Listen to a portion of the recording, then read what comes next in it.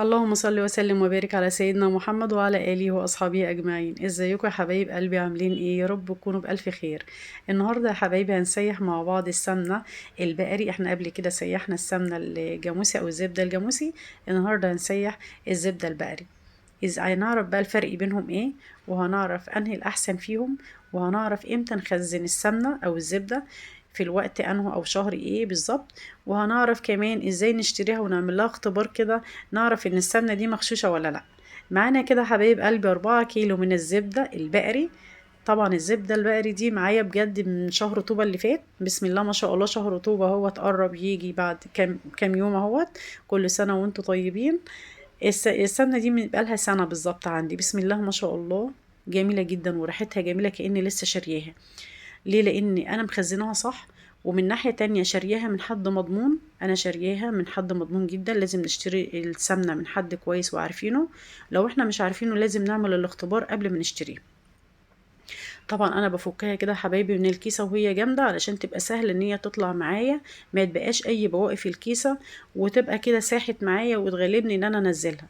اول ما تبقى جامدة كده واطلعها من الديب فريزر، بشيلها كده من الكيسة، بتبقى سهلة جدا ان انا اطلعها من الكيسة معايا. انا قلت لكم كل واحده كده كيلو، دولت معايا 4 كيلو، دولت اخر حبه بصراحه. ان شاء الله هنشتري كمان شويه كده باذن الله في شهر طوبة، وكل سنه وانتم طيبين. السمنه كده 4 كيلو. الحله طبعا مش كبير مش صغيره ولا حاجه، هي لما بتسخن هتقل شويه، يعني انتوا شايفين ان هي عاليه شويه، بس هي اول ما بتسخن السمنه بتقل. بنفضيها بقى يا حبايبي وبنروح على نار عاليه، بنحطها كده على النار من غير ما بنغطيها. السمنه ما بيتغطيش عليها خالص عشان ما تفورش وتقع مننا على البوتاجاز. بنحطها على نار عالية في الأول، وبعد كده بنوطي عليها لما تاخد غلوتين 3. كده حطيناها على نار اهيت. بس أنا نسيت أخد قطعة بس عشان أعمل الاختبار اللي احنا قلنا عليه. هاخد بس قطعة قبل ما تسيح كده. هقطعها بس بالسكينة، واخد قطعة منها علشان نعمل الاختبار اللي احنا قلنا عليه، نعرف ان اذا كانت السمنة دي مغشوشة ولا مش مغشوشة. بنقطعها بس كده حبايبي بالسكينة. باخد قطعة كده وبنرجع القطعة الباقية دي، وهنشوف هنعمل ايه بعد كده. اللهم صل وسلم وبارك على سيدنا محمد. احنا عندنا بقى السمنة دي على النار. كل الرغاوي دي يا حبايبي هتنزل في قاع الحلة. الرغاوي دي هتبقى مرطة. بنوطي عليها بقى اول ما تاخد 3 4 غلوات كده. بنوطي عليها النار، بتبقى عاملة زي الشمعة بالظبط. بنوطي عليها زي الشمعة. في المرحلة دي يا حبايبي بصوا، غلت معانا كده 3 4 غلوات تمام.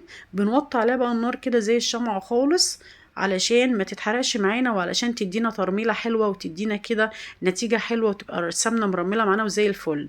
بنحط عليها في المرحلة دي معلقة من الملح، معلقة أكل كبيرة من اللي احنا بناكله بيها دي كبيرة. بنحط معلقة ملح وبنقلبها وبنوطي بقى، بنسيبها كده على النار كل 5 دقايق بالكتير، 10 دقايق بالكتير قوي. لازم نقلبها ايدينا فيها كده عشان المرطة ما تتحرقش مننا وتتلسع والسمنة تبوظ مننا وتبقى مش حلو.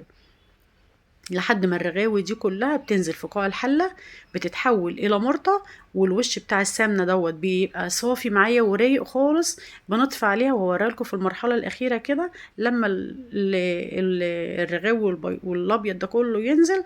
هوريها لكم في المرحلة الأخيرة حبايب قلبي.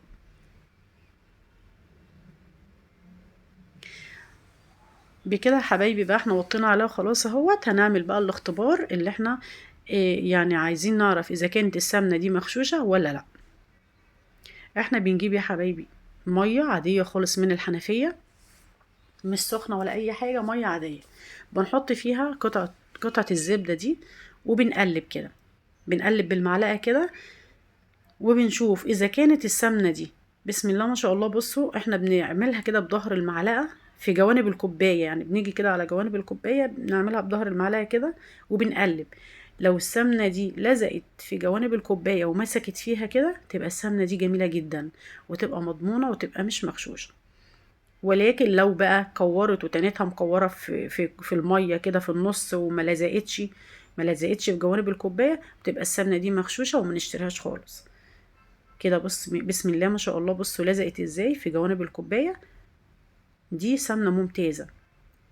وطبعا بنعرفها من ريحتها، ولو احنا حطينا حته صغيره في بقنا كده دابت معانا في بقنا كده، ده اختبار تاني. واختبار تالت، لو احنا حطينا حته صغيره كده على ظهر ايدينا ودعكناها كده بايدينا التانية لقيناها ساحت خالص، سخونه جسمنا ضيعتها كده في ثانيه، تبقى السمنه دي جميله جدا.